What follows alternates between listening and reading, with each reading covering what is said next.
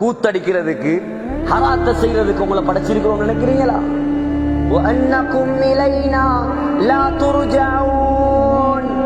நீங்க மௌத்தாகி எங்களிடம் திரும்பி வரமாட்டீர்கள் என்பதாக நினைக்கிறீர்களா? வாலிபர்களே, உங்களுடைய கல்புகளில் மௌத்துடைய சிந்தனையை கொண்டு வாருங்கள். மௌத்துடைய சிந்தனையை கொண்டு வாருங்கள். நாம் உலகத்தை ஆள வந்தவர்கள் அல்ல, மறுமைக்காக படைக்கப்பட்டவர்கள். நாம் இருக்க வந்தவர்கள் அல்ல, இறக்க வந்தவர்கள். நாம் வாழ வந்தவர்கள் அல்ல, இன்னொரு வாழ்க்கையை தயாரிக்க வந்தவர்கள். நாம் யாருக்கும் கொடுக்காத மார்க்கம் இந்த சங்கையான இஸ்லாம்.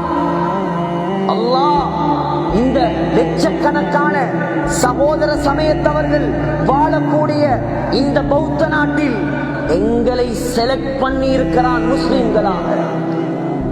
இதுக்கு மட்டும் நாங்க நெருப்புத்தனல்ல நெத்தியை வைத்து சுஜூது செய்தாலும் அல்லாவுக்கு நன்றி செலுத்தி முடிக்க முடியாது. இஸ்லாம் மத்தவனை பார்த்து வாயுறமே, ஆசைப்படுறோமே. அல்லாஹ் தந்த ஆக பெரிய பாக்கியம் இந்த இஸ்லாம்.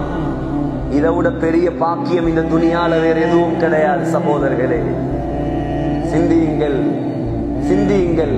நபி ஸல்லல்லாஹு அலைஹி வஸல்லம் அவர்களுடைய குடும்பத்தில் இருந்த எத்தனையோ பேருக்கு கொடுக்காத மார்க்கம் இது.